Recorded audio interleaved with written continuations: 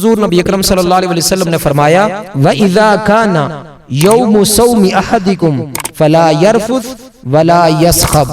کہ جب تم میں سے کوئی روزے کی حالت میں ہو تو پھر نہ کسی کو گالی دے اور نہ کسی سے لڑائی کرے۔ فَإِنْ سَابَّهُ أَحَدٌ اور جس روز تم میں سے کوئی روزے کی حالت میں ہو تو نہ فحش گوئی کرے، برے الفاظ اپنی زبان سے نہ نکالے اور نہ جھگڑے، اور اگر کوئی دوسرا شخص آپ سے جھگڑا کرتا ہے تو اس سے یوں کہیے کہ میں روزے کی حالت میں ہوں۔ گویا حضور نبی اکرم صلی اللہ علیہ وسلم نے ہمیں بتا دیا کہ جب تم روزے کی حالت میں ہو تو اس روزے کے آداب کیا ہے۔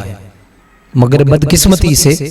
ہم روزہ بھی رکھتے ہیں مگر ہماری زبان سے سارا دن ایسے کلمات ادا ہوتے ہیں جو ہمیں نہ دین اجازت دیتا ہے اور نہ ہی رسول کریم صلی اللہ علیہ وسلم کی تعلیمات دیتی ہیں۔ ہماری زبان سے اسی طرح گالی گلوچ رہتی ہے، ہم اسی طرح بد اخلاقی کے ساتھ دوسروں کے ساتھ پیش آتے ہیں، چھوٹے اور بڑے کی تمیز ہماری زندگی سے ہمارے اخلاق سے نکل جاتی ہے۔ ہم سارا دن روزے کی حالت میں بھی ہوتے ہیں مگر اس کے ساتھ خیانت اسی طرح جاری و ساری رہتی ہے، بددیانتی اسی طرح جاری و ساری رہتی ہے۔ ہم سارا دن روزہ بھی رکھتے ہیں مگر روزے کے ساتھ جو حضور نے فرمایا کہ جس نے ایمان اور احتساب کے ساتھ روزہ رکھا، ہم روزہ تو رکھتے ہیں مگر اس روزے کے حقوق کو ادا نہیں کرتے، ان کا لحاظ نہیں رکھتے۔ فرمایا کہ جب تم روزے کی حالت میں ہو فلا یرفث تو تمہاری زبان سے فحش گوئی نہیں ہونی چاہیے، مگر ہم جب بیٹھتے ہیں ہماری زبانوں پر ایسی ایسی باتیں ہوتی ہیں جو حضور نبی اکرم صلی اللہ علیہ وسلم کے فرمان کے بالکل برعکس ہیں۔ والذی نفس محمد بیدہ، اس رب ذوالجلال کی عزت کی قسم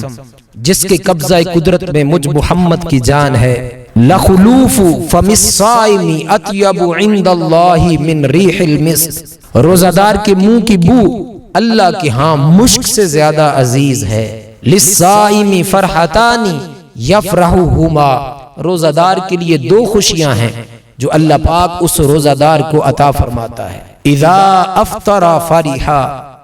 اس روزہ دار کو پہلی خوشی اس وقت ملتی ہے جب وہ سارا دن روزے کی حالت میں رہتا ہے، اور جب شام کو روزہ افطار کرتا ہے اس کو جو خوشی نصیب ہوتی ہے وہ عام زندگی کے اندر اسے کہیں بھی نصیب نہیں ہوتی۔ وَإِذَا لَقِيَ رَبَّهُ فَرِحَ بِصَوْمِهِ، دوسری خوشی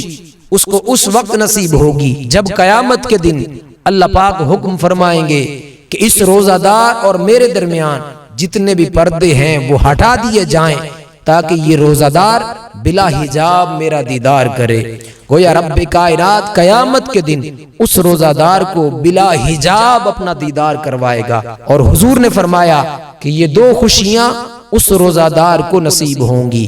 ایک اس دنیا کے اندر اور ایک اس کو مرنے کے بعد اجر کے طور پر اللہ پاک کا دیدار عطا فرمایا جائے گا۔